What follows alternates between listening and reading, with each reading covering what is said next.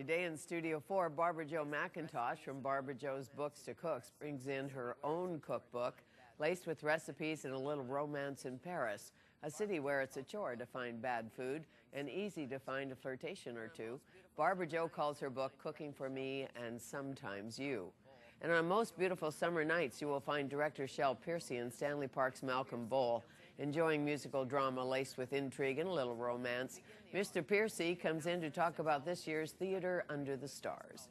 And to begin the hour, we meet a counselor, sexologist, instructor, and radio advice columnist who counsels individuals and couples who are engaged in cross-cultural relationships and all their complexities. Stay with us for a walk through the minefield of romantic culture clash.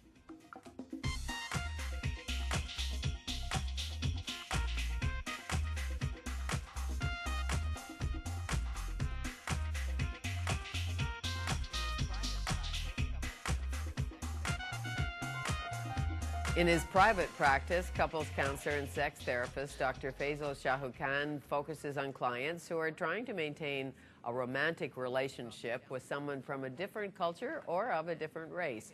He's written a book about the challenges and rewards of dating ethnic men. He contributes to a radio show on the topic and writes an advice column. It is my pleasure to welcome clinical sexologist Faizal Shahukhan to Studio 4 to tell us more. Hi, Fanny. Welcome back. Thank you for having me. Well, let's start with you. All right. Are you in a cross-cultural relationship? Yes, I am. I was born in Fiji, but I was raised here in Canada, and my wife is originally from Pakistan. So she was raised in Pakistan, and so in that case, we are in a cross-cultural relationship. Because sometimes you teach what you know. Yes, of course.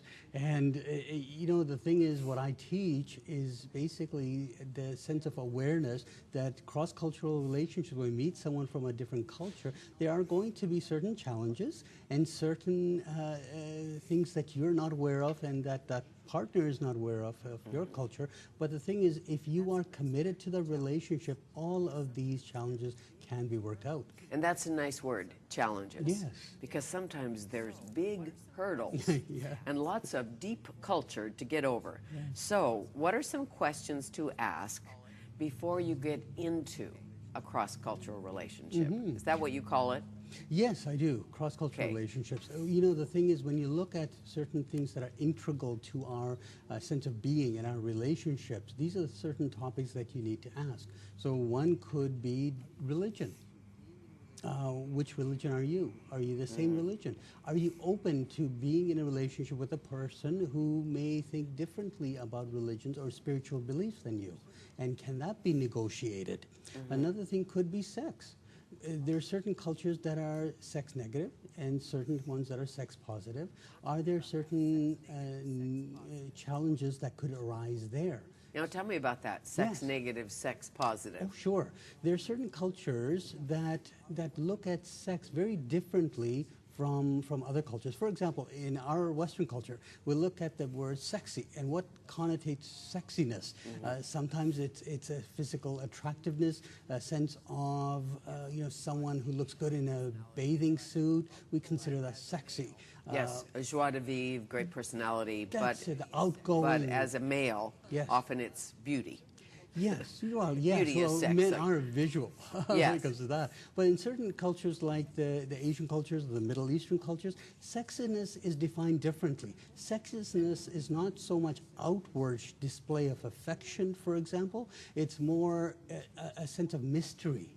So if someone is covered up, that sense of mystery as to what that person may look like underneath all that clothing. So hence the burqa. That's it. Sure. Exactly. But in North America, Yes. where, say you're from another country, Fiji or Pakistan, but raised here, Yes. India, raised here, Yes.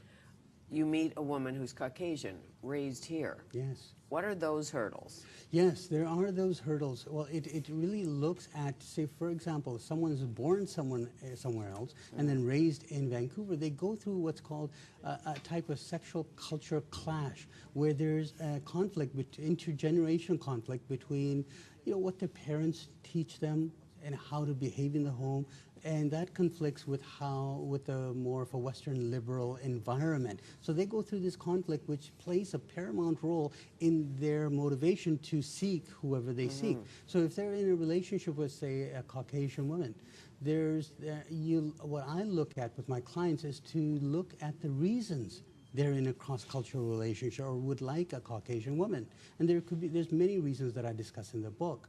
Now, the thing is, the female, maybe the Caucasian partner in this, needs to be aware of these motivations from the ethnic person so that they realize and can be more aware if this person is a player or if he or she is genuine about their feelings for this partner.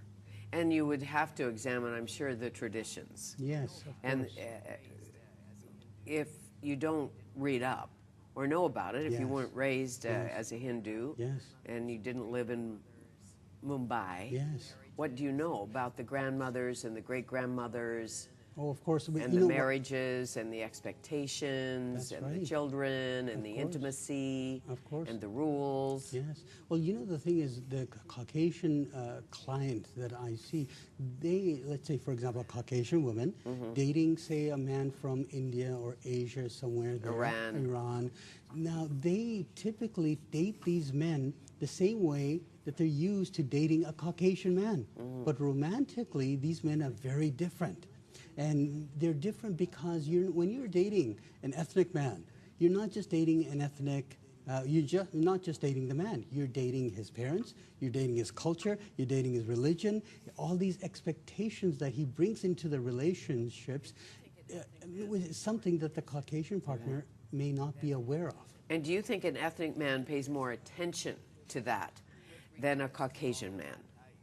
Oh, yes, with regards to... With regards to all of that, you know, I mean, yes. if you're white, and your mother says, whatever you do, you're not dating that girl with the blonde hair. Yes. I want you to date the girl with the red hair. Yes, Well, and this is a generalization, but Sure. generally the kid would say, mother, Sure. get a grip. Of course. Like, I'll date who I want to date. You know, I think you got it. You hit it right on the head.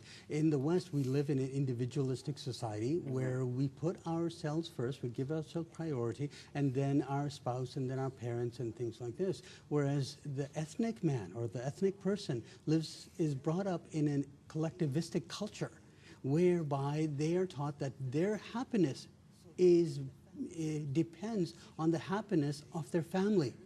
So they put the family first in making decisions, whether it be dating or marriage or something. I have a funny thing that I tell my clients. The Caucasian man may permit his mother to pick the wedding dress of his bride, but an ethnic man may also allow his mother to pick the actual bride who's going to wear this wedding dress. So there is that sense of Arranged difference. marriages. Arranged marriages, yes. Even if yours isn't an arranged marriage, is there a difference in how ethnic men fall in love? And again, we're generalizing, but Yes. for instance, if you're used to falling in love after the marriage, Yes. by that I mean you pick the perfect bride. Yes. You're maybe not in love with her, Yes. but she'll please the family, Yes. and the grandmother, Yes. and the father, Yes. and be your perfect wife, and then you may or may not fall in love with her. Yes. But it will be the right woman. Yes. For all those reasons. Well, see, the thing is, the way the bride that comes into a family is chosen is more of like a systematic type of thing, where it's almost like a checklist that goes on, a mental checklist. How old